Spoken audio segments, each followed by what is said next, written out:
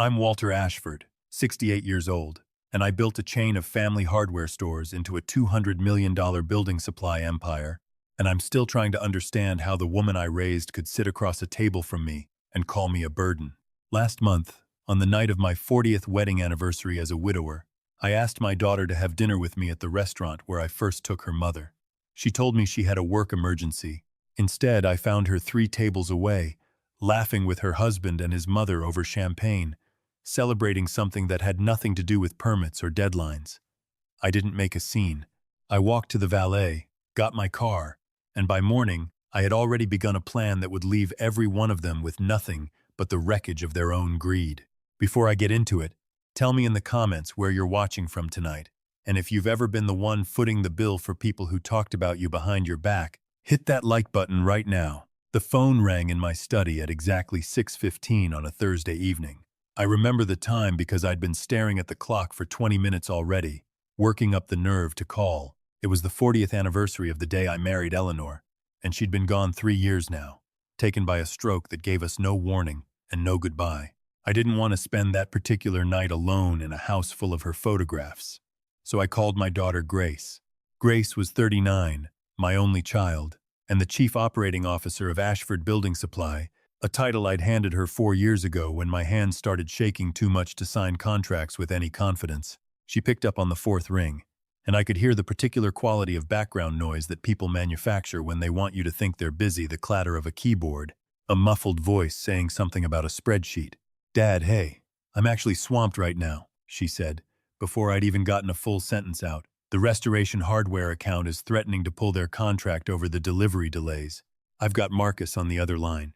"I understand," I told her, and I did understand, because I'd trained her to prioritize the business above almost everything, myself included. "I was just thinking about tonight. Your mother and I got married 40 years ago today. I thought maybe we could grab dinner at Ronaldo's. You remember that place?" There was a pause just a half-second too long. "Dad, I would love that. I really would, but I genuinely cannot get out of this tonight. Can we do it this weekend instead? I promise Saturday, just the 2 of us." "Of course," I said. "The business comes first. Don't let me distract you. I'll see you this weekend. Love you, Dad." "I'm sorry." The line went dead, and I sat there in my leather chair listening to the hum of the refrigerator down the hall, the only sound in a house built for a family of 3 that had shrunk down to one old man and his memories. I thought about Eleanor, about the small Italian place on Route 9 where I'd proposed to her over a plate of spaghetti I could barely afford on a hardware clerk's salary. I thought about how I'd promised her, the week before she died, that I would take care of Grace, no matter what happened to me. I had kept that promise obsessively. The house I bought her, the corner office, the seat on the board, the executive title that most people spend 30 years earning. I decided I put on my overcoat, the good one, the charcoal wool Eleanor always said made me look like I belonged in a boardroom instead of behind a lumber counter, and I drove myself to Ronaldo's. 40 years of memory rode with me in that car, the smell of garlic bread on our first date, the year we couldn't afford to go and ordered takeout instead, the 25th anniversary when Grace was 17 and rolled her eyes through the whole dinner because she wanted to be anywhere else. The hostess at Ronaldo's recognized me immediately. "Mr. Ashford, it's been too long. Are you joining your daughter's party? We've got them set up in the private room in the back." I stopped walking. "My daughter's party?" "Yes, sir. She called ahead this afternoon, requested the vineyard room. Quite the celebration back there." Something cold moved through my chest, the kind of cold that has nothing to do with the weather. I told the hostess I'd find my way, and I walked past the main dining room toward the back, past couples sharing bread baskets and waiters balancing trays of risotto, until I reached the frosted glass doors of the vineyard room. Through the glass I could make out shapes, hear muffled laughter, the particular high note of a champagne cork. I pushed the door open slightly and stood in the gap. Grace was there, radiant in a red dress I didn't recognize, sitting close beside her husband Tyler with her hand resting on his forearm. Across from them sat Tyler's mother, Beverly, a woman who wore her jewelry the way other people wear armor, and who had never once in 6 years asked me a single question about my late wife, my company, or my health. There were 3 bottles of wine on the table, 2 already empty, and a cake, an actual cake, white with gold trim, the kind you order for something worth celebrating. to finally getting out from under his thumb, Beverly was saying, raising her glass. 40 years of him running that company like it's still 1,985. It's about time you two had some real freedom. Grace laughed, actually laughed. The kind of unguarded laugh I hadn't heard from her since before Eleanor passed. He still thinks I call him for permission on purchase orders. He has no idea Tyler's been running half the Western region distribution deals through his own consulting firm for the past year. Dad's so far removed from operations now, he wouldn't recognize a shell company if it wired him a thank you card. Tyler grinned, swirling his wine. Your old man's still stuck reviewing invoices with a magnifying glass, like he's auditing 1,997. Meanwhile, we've restructured half his logistics contracts and he's never asked a single question. It's almost sad how much he trusts you. He does trust me, Grace said, and something in her voice made my stomach turn to ice. That's the whole point. He built this entire company so I'd never have to want for anything, and I'm going to make sure I never have to. I did not walk into that room. I did not confront them, did not throw a glass, did not raise my voice. I stood in that half-open doorway, feeling 40 years of my own life rearrange itself into a shape I didn't recognize. I thought about the year I slept in the back office of my first hardware store because I couldn't afford both rent and payroll. I thought about missing Grace's 8th grade graduation because I was in a bank in Cleveland begging for a loan extension. I thought about every sacrifice I'd told myself was worth it because someday she would understand what it cost to build something from nothing. I closed the door quietly. I did not let them see me. I walked back through the dining room, past the hostess who wished me a pleasant evening, out into the parking lot where the valet brought my car around, without a word about how pale I must have looked. I drove home in complete silence, no radio, just the sound of my own breathing and the occasional streetlight sweeping across the dashboard. I did not sleep that night. I sat in my study with a glass of Eleanor's favorite sherry, untouched, sweating condensation onto the desk, and I let the anger settle into something colder and more useful than heartbreak. Grace had not simply skipped an anniversary dinner. She had lied to my face while celebrating my irrelevance with people who saw me as an obstacle to be managed, rather than a father to be honored. And that phrase, "he's never asked a single question," meant this had been going on for a long time, quietly, right under the surface of every earnings report I'd glanced at and approved without truly reading. At 6 the next morning, I called Marion Castellano. Marion had been outside counsel for Ashford Building Supply for 22 years, ever since she represented us in a hostile supplier dispute that could have bankrupted the company in its infancy. She was sharp, discreet, and entirely unsentimental, which was exactly what I needed. She answered on the second ring, her voice already alert despite the hour. "Walter, this can't be good news." I told her everything, the anniversary, the private room, the champagne, Tyler's consulting firm, the phrase about Western region distribution deals I'd never approved. Marion was quiet for a long moment when I finished. "Walter, if what you overheard is accurate, that's not just disrespectful. That's potentially a conflict of interest violation, possibly fraud, depending on how the contracts are structured. I want you to do something for me before we go any further. I want a full forensic review of every vendor contract Grace has signed off on in the last 18 months, and I want it done through an outside auditing firm, not our internal finance department." "Why outside?" "Because if Grace has been running side arrangements through Tyler, there's a real possibility someone in accounting has been looking the other way. I don't want anyone at Ashford knowing we're looking until we know exactly what we're looking at." I told her to proceed immediately and to bring in whoever she trusted most. She recommended a forensic accountant named Priya Nair, a woman who'd spent a decade with the SEC before going independent, and by 10 that morning, Priya was sitting in my study with a laptop and a stack of subpoenaed vendor records that Marion had somehow acquired through channels I decided not to ask about. Grace arrived at the office at 9:15 carrying 2 coffees, wearing the practiced expression of quiet guilt I'd seen on her face exactly twice before in her life. Once, when she wrecked my truck at 17. Once when she dropped out of business school without telling me for an entire semester. "Dad, I owe you an apology," she said, setting the coffee on my desk. "I lied to you last night. It wasn't a work emergency. Beverly was in town, and Tyler wanted to take her somewhere nice. And I didn't want you to feel like you came in second on your anniversary, so I made something up. It was cowardly, and I'm sorry." I looked at her carefully.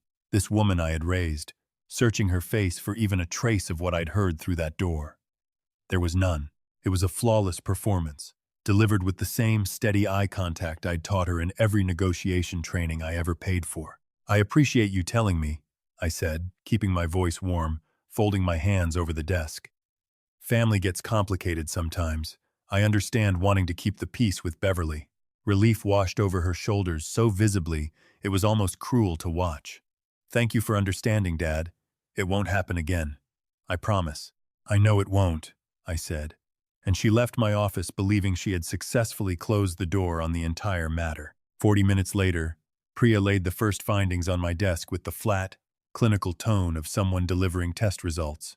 Over the past 18 months, Grace had authorized $1.4 million in logistics consulting fees to a company called Meridian Freight Solutions, a firm with no listed employees, no verifiable office address, and a registered agent in Delaware. Tyler was the sole owner. There were no delivery schedules, no route optimization reports, no actual freight being moved that anyone could account for. It was, in Priya's words, an invoicing shell dressed up as a logistics partner. "There's something else," Priya said, sliding a second folder across the desk. "Meridian isn't the only company. There's a smaller entity, Halloway Creative Consulting, registered to Beverly Halloway. Payments to that one are smaller, around $40,000 a month, but they're consistent, going back almost 2 years. Listed purpose is executive wellness and family office services." I stared at that phrase for a long time. Executive wellness and family office services. I asked Priya what that could possibly mean in the context of a building supply company, and she told me she didn't know yet, but she intended to find out. That answer came 3 days later, delivered not through financial records, but through something far darker. Marion had quietly retained a cybersecurity consultant named Felix Okonkwo, a soft-spoken former federal contractor who specialized in digital forensics for corporate disputes. Felix worked in near silence for 2 days before he requested a meeting, and when he arrived at my study that evening, he carried none of the swagger I'd expect from a man who'd just uncovered something significant. He looked disturbed. "Mr. Ashford, I need you to prepare yourself before I show you this," Felix said. I gained access to encrypted correspondence between Tyler, Beverly, and a third party. "I want to walk you through it slowly." He opened his laptop and turned the screen toward me. The first email was from Beverly, sent to Tyler 8 weeks earlier, with the subject line, "Dr. Weiss Consult Confidential." The body of the message discussed, in clinical and unnervingly calm language, a plan to have me formally evaluated for early cognitive decline, consistent with age-related dementia. Beverly wrote that Dr. Weiss had experience with these kinds of family situations and would require an upfront retainer of $35,000, which had already been wired through Halloway Creative Consulting. I read the words twice before they fully landed. My own daughter's mother-in-law was arranging to have me declared mentally incompetent. Felix scrolled to the next email, this one from Tyler, replying to Beverly with something closer to enthusiasm than concern. He wrote that if the evaluation went the way they hoped, he could invoke what he called the succession trigger clause. At the next board meeting, a provision I recognized immediately, because I had written it myself 15 years earlier to protect the company in the event I was ever incapacitated. It allowed the acting COO to petition the board for immediate, unilateral control if the founder was medically certified as unfit to manage his affairs. The final email in the thread was from Grace.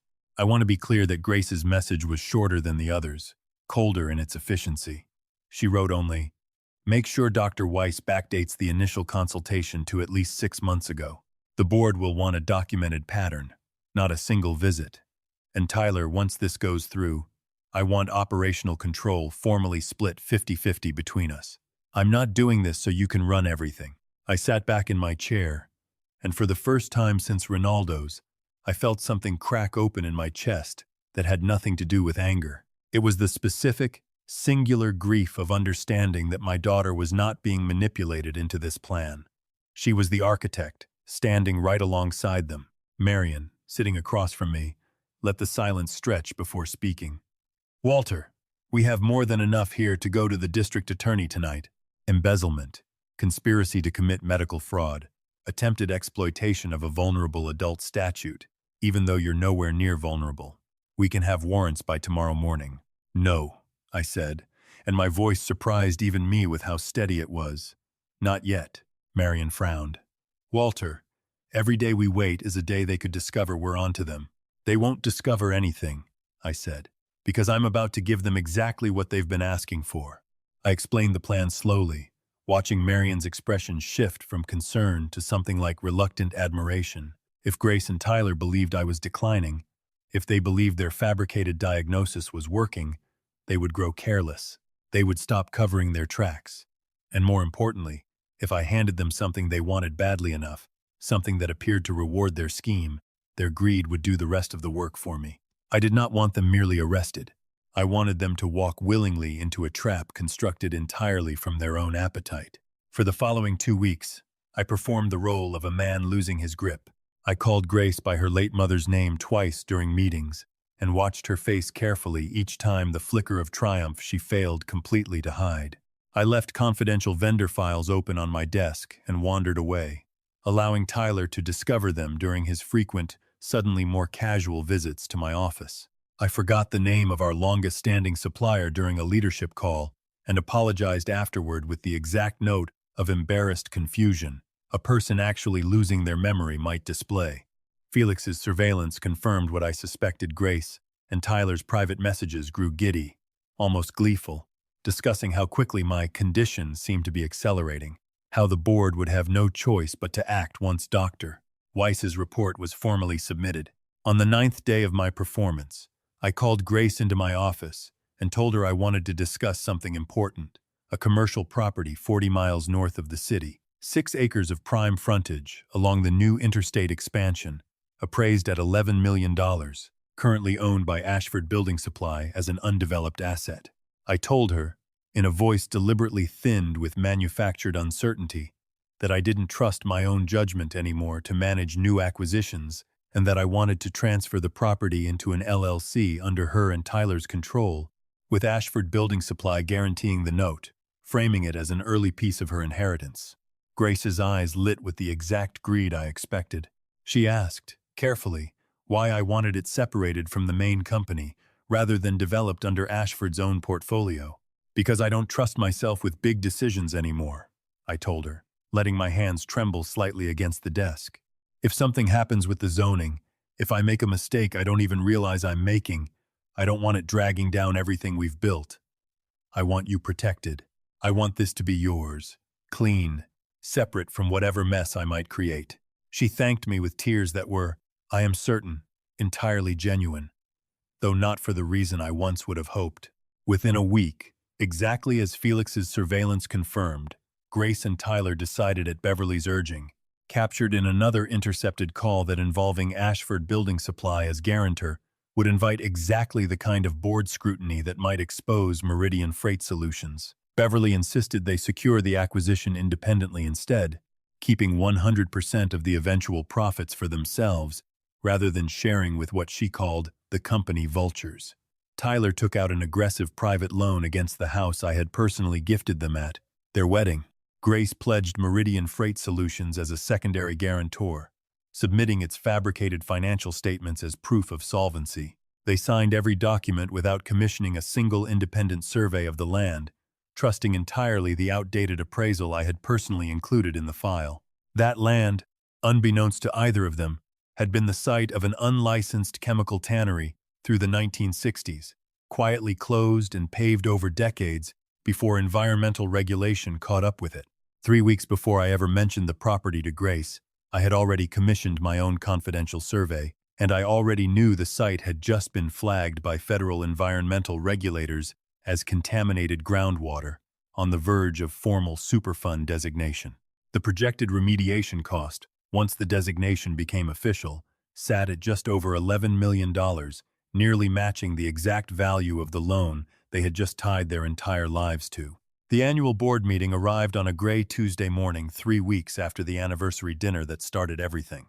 I arrived early, dressed in a suit one size too large, my shoulders deliberately hunched, playing my final scene as the diminished founder everyone in that room had been quietly warned to expect. Grace entered flanked by her own legal counsel, radiant with the particular confidence of someone who believes she has already won. Tyler sat beside her, and Beverly, uninvited but somehow present anyway, sat in the gallery seating reserved for guests. When the floor opened for new business, Grace stood. She delivered a speech about legacy, about love, about the unbearable difficulty of watching a parent decline, her voice cracking at precisely the rehearsed moments. She presented Dr. Weiss's fabricated evaluation to the board, page by page, watching directors' faces soften with sympathy. She invoked the succession clause I had written myself 15 years earlier and formally petitioned for immediate transfer of executive authority. I let the silence stretch after she finished. Then I laughed quietly at first, then fully, a sound that visibly unsettled the entire room. I reached beneath the table and pressed a small button I'd had installed the week before. The doors at the back of the boardroom opened, and Marion walked in beside two investigators from the State Attorney General's Financial Crimes Division, and behind them, pale and unable to meet anyone's eyes, walked Dr. Weiss himself, who had accepted an immunity agreement in exchange for full cooperation after learning the scope of what he'd actually been asked to falsify. I watched every trace of color leave my daughter's face. I explained to the stunned board, calmly and without a single note of triumph in my voice, that the diagnosis in their hands was a complete fabrication, purchased and backdated at Beverly's direction. I explained Meridian Freight Solutions, Halloway Creative Consulting, the $1.4 million in fraudulent invoices. I explained the $11 million acquisition they had just voluntarily signed for, entirely outside the company's protection, secured against Grace and Tyler's own home, and Meridian's fabricated financial statements, an acquisition sitting on a plot of federally contaminated land that would soon cost exactly as much to remediate as the note they now personally owed. Tyler's private loan was called within the month. The house was foreclosed by the following quarter. Federal auditors, drawn in by the Superfund designation, discovered the embezzlement scheme within Meridian's books almost immediately, and Beverly's involvement in the medical fraud unraveled soon after. Once Dr. Weiss's testimony connected every wire transfer to her personal accounts. Grace was formally removed from Ashford Building Supply that same morning. I instructed Marion to begin the process of restructuring my estate entirely, redirecting the bulk of my shares toward an employee ownership trust for the people who had spent decades actually building this company beside me, and establishing a scholarship fund in Eleanor's name for young people trying to start a trade business with nothing but ambition and a willingness to work. I still think about that private room at Ronaldo's sometimes. The champagne, the cake, the laughter that wasn't for me. I think about the version of that night where I might have simply walked in, confronted them, and let them talk their way out of it the way they'd always managed to before. I don't regret the path I chose instead. I loved my daughter enough to give her everything I had. I did not love her enough to let her take everything I built while laughing about my irrelevance behind a set of frosted glass doors. Blood is not loyalty, and love is not an obligation to be exploited. I built this company with nothing but stubbornness and a truck that barely ran, and I will not apologize for protecting it, or myself, from the people who believed my age made me an easy target instead of a man who had already survived far worse than they could imagine. If you've ever had to choose your own dignity over the comfort of pretending a betrayal wasn't happening right in front of you, you already understand exactly why I did what I did.